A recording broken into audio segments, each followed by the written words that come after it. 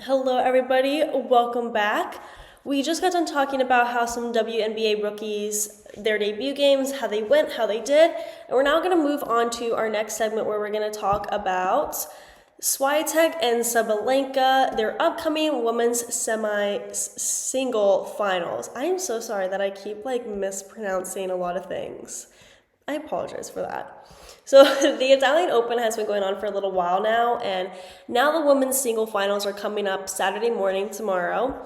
Aryna Sabalenka and Iga Swiatek will be competing in the finals. Sabalenka is the number 2 seed right now, and Swiatek is the number 1 seed. Sabalenka clinched a spot in her first, I'm going to try to pronounce this as best as I can, Internazionali BNL d'Italia final with a 7-5, 6-2 victory over number 13 seed Danielle Collins just before midnight on Thursday. I apologize if I did not pronounce that competition correct. Let me pull up a picture before I keep talking. Here is Sabalenka on the left, and we have Swiatek on the right. Okay, let me continue. I'm so sorry, guys. My head is in I got 5 different thoughts going on right now. I am so sorry. I apologize. So with her 1 hour and 23-minute semifinal triumph, Sabalenka is now 6-0 against Collins. Sabalenka, a 2-time champion at the Madrid Open, is 1 win away from a title at the other WTA 1000 clay court tournament.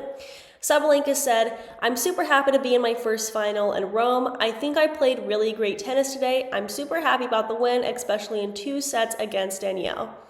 To get her first Rome title, Sabalenka will have to prevail in a rematch against world number 1 Iga Swiatek, who defeated number 3 Coco Gauff in the day's first semifinal. Sabalenka held 3 championship points against Swiatek in the Madrid final 2 weeks ago, but Swiatek pulled off the victory in an instant classic showdown to capture her first Madrid trophy. Swiatek holds a 7-3 lead in their overall head-to-head, and this will be the 5th time Sabalenka and Swiatek meet in a final. Along with her win in the Madrid final last fortnight, Swiatek beat Sabalenka in the Stuttgart finals in 2022 and 2023.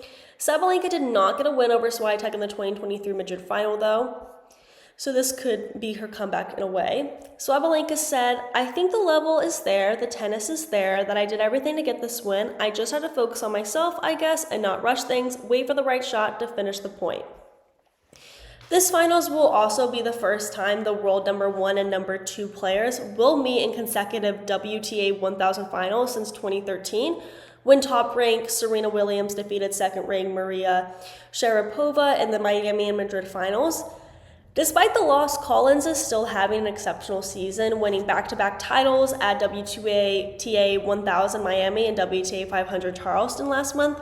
Collins is 19-2 in her last 21 matches, but both of those losses have come against Sabalenka in the Madrid round of 16 and tonight in Rome, which is mainly her competition.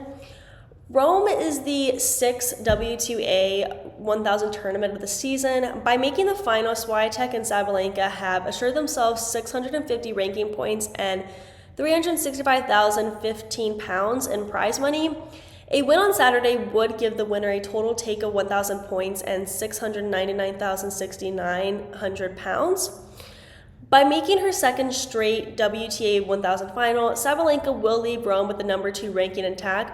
Coco Gauff had a chance to overtake her this week, actually. Coming off her Madrid title 2 weeks ago, wherein she saved 3 championship points to defeat Sabalenka for her 3rd title of the season, Swiatek has extended her active win streak to 11 matches. A 2-time champion at the Foro Italico, Swiatek has not lost a set over the fortnight. She defeated Bernarda Pera, I'm so sorry if I'm pronouncing that wrong, I probably am, Bernarda Pera, Yulia Putintseva, Angelique Kerber, Madison Keys, and number 3 Coco Gauff to make her 3rd Rome final. Swiatek has now made the final 40% of the WTA 1000 main draws she played, the highest strike rate since the format's introduction in 2009. Serena Williams is an next best, making 36.7%.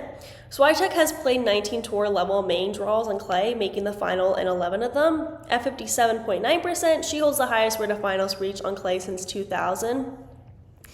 Justine Henin is the next best at 38.5%, just a little fun fact. Sabalenka has overcome injury, illness, and was 1 point from exiting the tournament. Now she's into her first Rome final after beating Katie Volinets and Diana Yastremisk to make the round of 16. Sabalenka saved 3 match points to defeat Aryna Shreftolina in a match that ended well after midnight. Since that win, Sabalenka has been automatic, really. She rolled past number 10, Jelena Ostapenko, and number 15, Danielle Collins, in straight sets like we went over.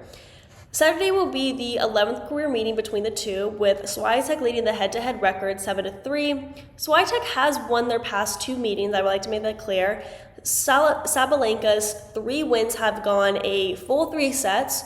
Her most recent win came last year in the Madrid final, where she beat Swiatek on clay for the first time.